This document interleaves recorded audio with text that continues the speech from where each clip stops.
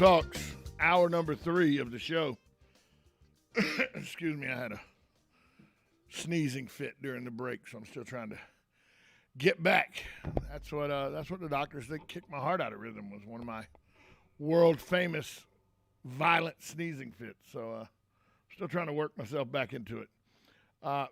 Governor DeSantis announced that he's turning the Christmas holiday into 4-day holiday events for state workers. The two holidays, New Year's Day and Christmas Day, fall on Saturdays this year. Typically a day off for most state workers. Employees have the Friday before off as part of paid holiday observation. But DeSantis said he'll also close state offices on those Thursdays, the 23rd and 30th. Our state employees work hard throughout the year to ensure Floridians are free to earn a living, to operate businesses, and to choose educational options tailored for their children, the governor said in a statement. The extra time off will provide employees with well-deserved time to spend the holiday season with their loved ones. State employees are allotted 9 holidays a year: New Year's Day, Martin Luther King Jr. Day, Memorial Day, 4th of July, Labor Day, Veterans Day, Thanksgiving, the day after Thanksgiving, and Christmas Day. The office closures on December 23rd and 30th are now in addition to those. So the governor's stepping up, and he's giving folks a long 4-day weekend at Christmas and New Year's, the 23rd, 24th, 25th, 26th at Christmas, and the 30th, 31st, 1st, and 2nd, because the 1st and 2nd fall on weekends, for New Year's. And good job from the governor. You know, once again, Ron DeSantis is stepping up and proving that he is a born leader. As you all know, I was not in the DeSantis camp in 2018. Was it 2018? 2016, 2018? I guess it was 2018, because he runs again in 2022. So, but I wasn't in his camp. I thought Adam Putnam should be the governor. Bartow guy, former agricultural commissioner. I thought Adam Putnam was a very good selection. I've been pleasantly impressed and surprised with Ron DeSantis and the good job, in my opinion, he's been doing. Now, I know everybody doesn't agree with that. That's just my opinion. But I think that he has been doing an admirable job. And, you know, his new budget was released, where he's asking for pay raises for teachers,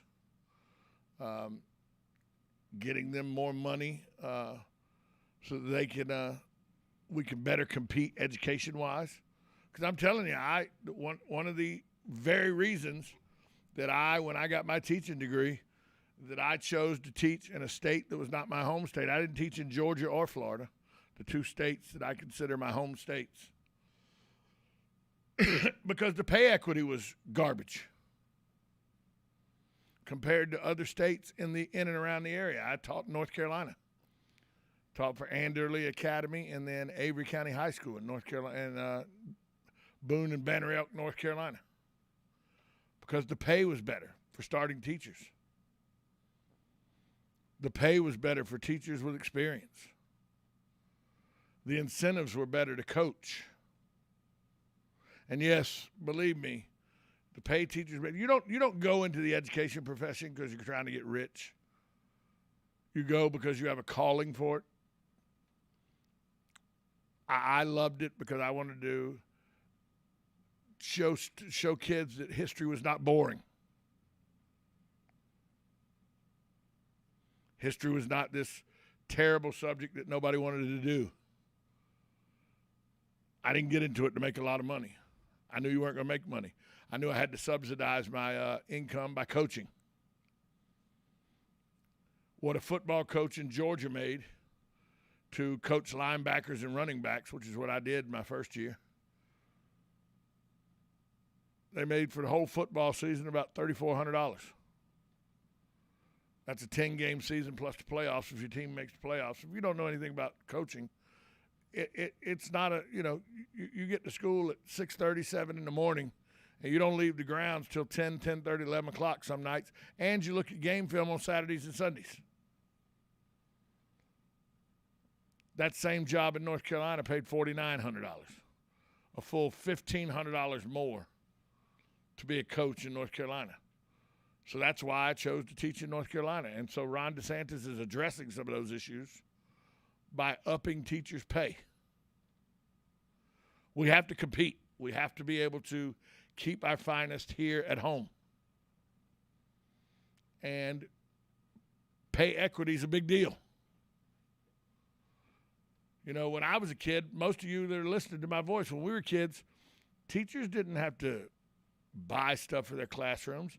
You didn't have to go get that sheet from Walmart, the things that you have to buy as a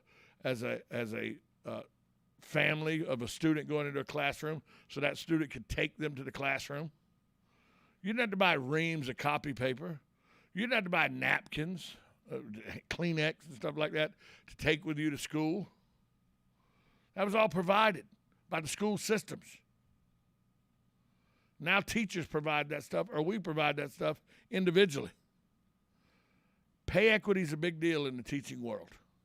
Good morning, you're on Ocala Talks. Good morning, Tom. Morning, Hugh. See, my first marriage, my wife was a high school teacher, 12th grade. She taught psychology and geography, of all things. She's got the same degree I got, social science education. Yes, exactly. And I always blamed our divorce on the fact that she was a teacher because she became a different person, and the teaching was so stressful, and it made a different person out of her, and it basically was one of the big factors in our breaking up.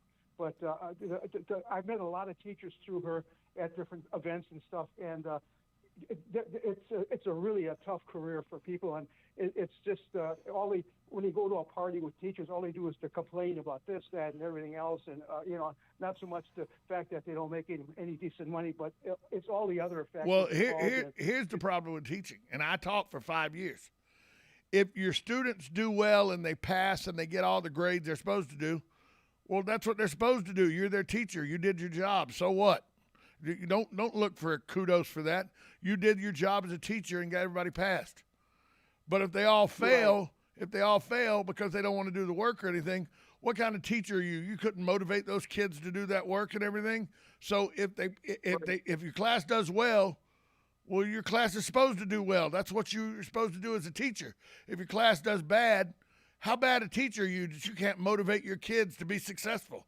It's a lose-lose situation most of the time for teachers. You don't do it because you don't do it. You do it because you love the opportunity and you love the situation of helping kids.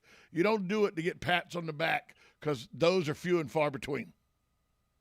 Exactly. Well, thank God for DeSantis trying to get the salaries up a little bit, even though they're still going to be, as far as I'm concerned, way below what they should be. You know, a teaching profession is just, they should be paid like doctors and lawyers. I have a quote. I had a quote that I hung on my wall at my home for a number of years while I was teaching, and I found it in the Reader's Digest, and it was the greatest thing ever. It said, "In a perfect world, baseball players and football players would complain about what teachers, cops, and firemen make."